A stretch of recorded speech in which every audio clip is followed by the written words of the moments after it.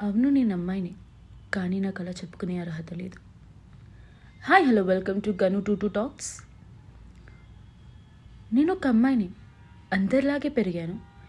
వయసు వచ్చేసరికి కొత్త కొత్త ఆశలు, కొత్త కొత్త పరిచయాలు. ఒక అబ్బాయి నాకు ప్రపోజ్ చేశాడు ఇంటర్లో. అప్పటి వరకు అలా ఎవ్వరూ నాకు చెప్పలేదు. అట్రాక్ట్ అయ్యాను, కానీ వెంటనే ఓకే చెప్పలేదు. అమ్మాయిలం కదా, కొన్ని రోజులు తిప్పించుకొని ఓకే చేశాను. జర్నీ స్టార్ట్ అయ్యింది. అందరిలాగే మా ప్రేమ కూడా సాగింది. కానీ ఎప్పుడు ఏదో తెలియని వెలితి. నాకేమో అన్ని సుఖాలతో పెరగాలి, వెస్ట్రన్ కల్చర్కి దగ్గరగా ఉండాలి అని ఉండేది. కానీ తను మాత్రం నన్ను రెస్ట్రిక్ట్ చేస్తూ ఉండేవాడు. ఆ రెస్ట్రిక్షన్లో ఉండలేకపోయాను. అప్పుడే ఒక అబ్బాయితో ఆన్లైన్లో పరిచయం అయ్యింది.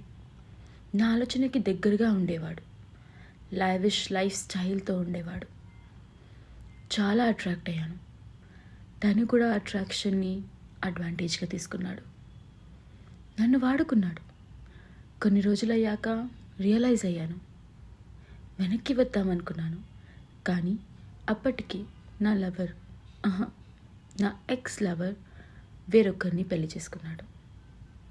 నేను మళ్ళీ ఒంటరిదాన్ని అయ్యాను. అలా అబ్బాయిలతో పరిచయాలు అవ్వడం, విడిపోవడం జరిగాయి. నా లైఫ్ని నేనే నా చేతులారా నాశనం చేసుకున్నాను. ఇదే కథ. ఇదే నా కథ. నేను చేసిన తప్పు మీరెవ్వరూ చేయొద్దని చెప్తున్నాను.